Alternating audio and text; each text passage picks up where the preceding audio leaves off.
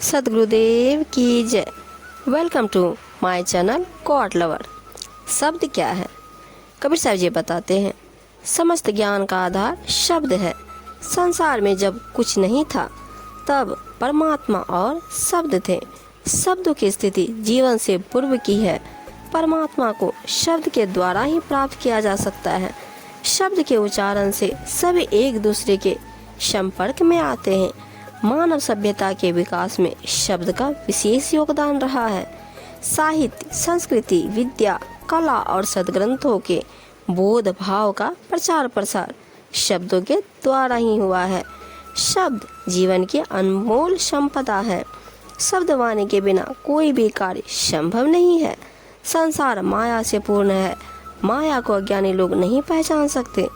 गुरु के शब्द शिष्य को अज्ञानता के अंधकार से मुक्त करते हैं। कबीर साहब जी अपनी साखी में बताते हैं, शब्द उपदेश जो मैं कहूँ, जू को माने संत, कहे कबीर विचारी के ताहे मिलावे कंत।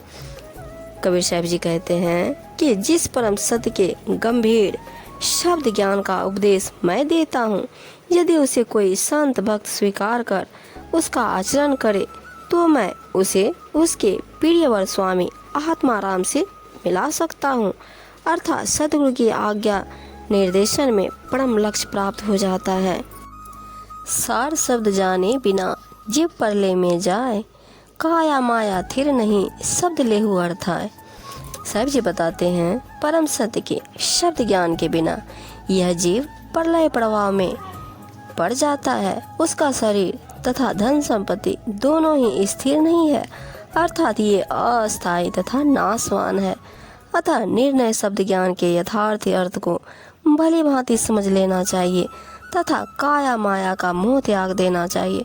निरर्थक काया माया का मोह ही मोक्ष की प्राप्ति में बाधक है।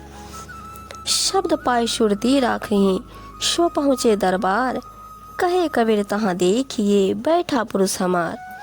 परम सत्य के शब्द ज्ञान को पाकर जिसने अपनी चित्त वृत्तियों को शांत एवं स्थिर कर लिया है, वही अंतर्मुखी होकर ध्यान की कक्षा में पहुंचता है। सतगुरु कबीर जी कहते हैं, फिर वहां पर हम सबके स्वामी सतपुरुष परमात्मा का दर्शन होता है। सार शब्द निज जाने के, जिनकी नी प्रतीति, काग कुमत तजी हंस है, चले सुभोजन जीती।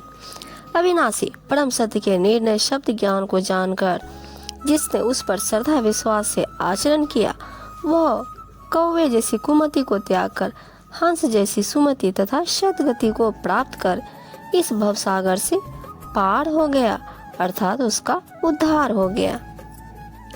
झूठा सब संसार है, को न अपना मीत, राम नाम को जानी ले, चले सो भजल जीत। छल कपट वह मोह विषयादि का यह संसार मिथ्या है।